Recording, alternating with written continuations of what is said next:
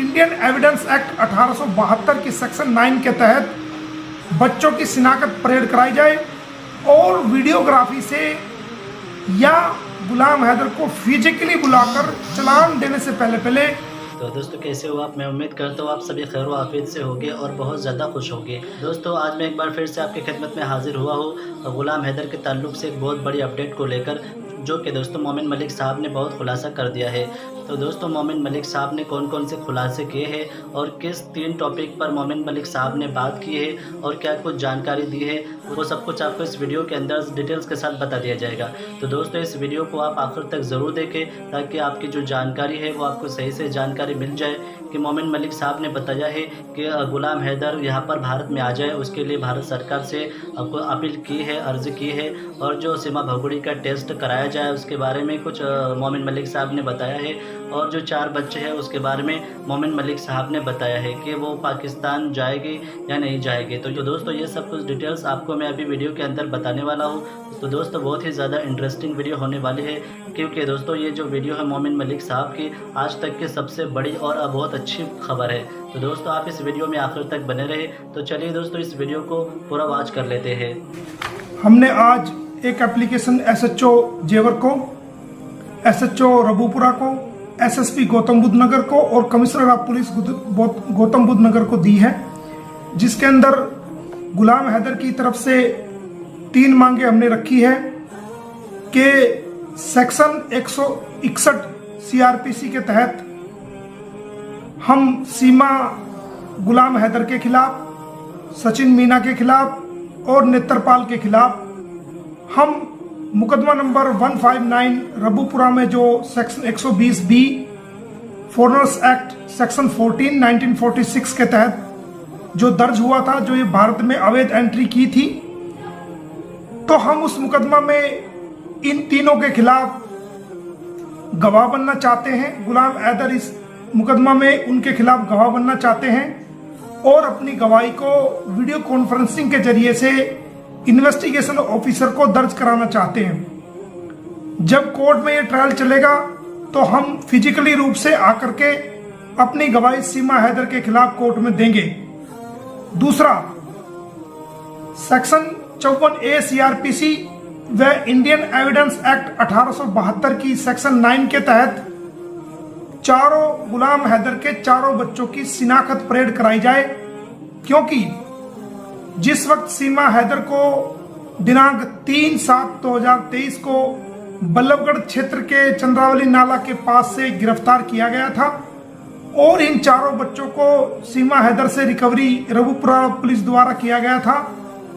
तो उस वक्त पुलिस ने कोई इंफॉर्मेशन गुलाम हैदर को नहीं दी थी, जबकि पुलिस धारा 50 CRPC के तहत बाध्य थी कि इनकी अरेस्ट की इंफॉर्मेशन तुरंत प्रभाव से वो गुलाम हैदर को या उसके किसी फैमिली मेंबर को देनी चाहिए थी,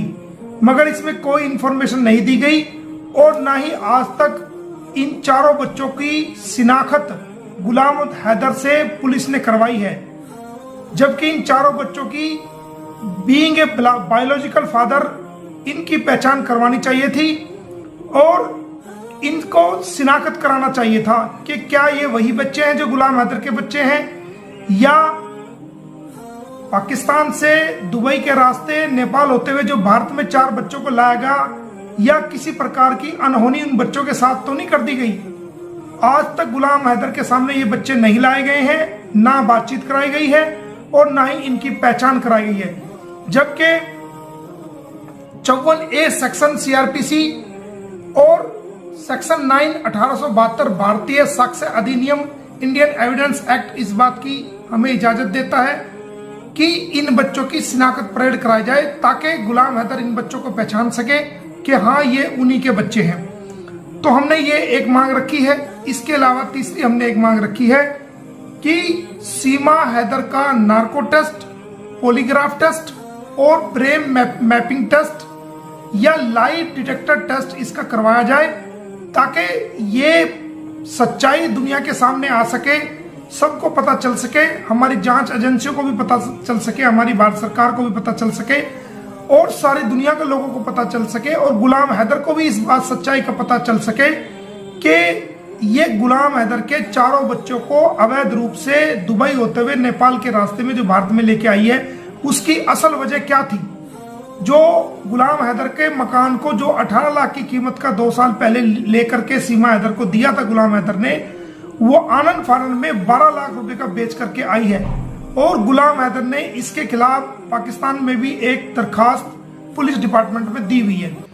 तो ये 3 मांगे हमने रखी है, कानून के तहत रखी है, और हमने ये लेटर आज तमाम अधिकारियों को, एसएचओ को भेज दिया है। एक बार मैं दोबारा आपको दोहरा देता हूं कि हमने 3 मांगे क्या क्या रखी है। गुलाम हैदर ने अपनी 3 मांगे क्या रखी है। गुलाम हैदर अपनी गवाही को सीमा हैदर के खिलाफ, सचिन मीना के खिलाफ और नेत्रपाल के खिलाफ अपनी गवाही मुकदमा नंबर 159 जो रबूपुरा में दर्ज है 120B और सेक्शन 14 इंडियन फॉरेन एक्ट 1946 के तहत जो दर्ज है, उसमें अपनी गवाही सेक्शन 161A CRPC के तहत अपनी गवाही देना चाहते हैं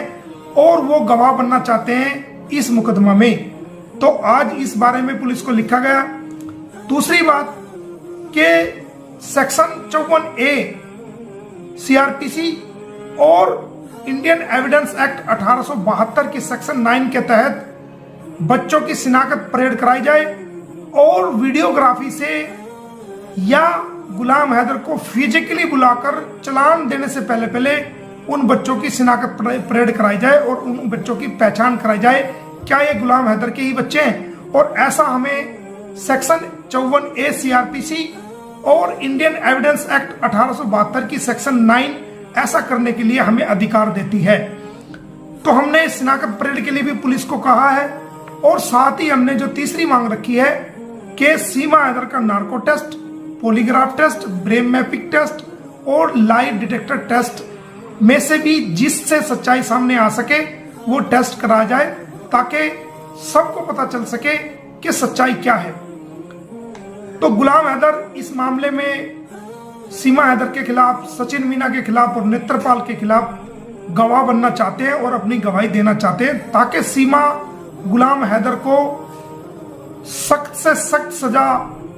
माननीय न्यायालय द्वारा दी जा सके। इसके अलावा गुलाम हैदर ने जो भारतीयों से, भारत के तमाम लोगों से, भारत की पुलिस से, भारत की सरकार से और भारत के न्यायालय से ये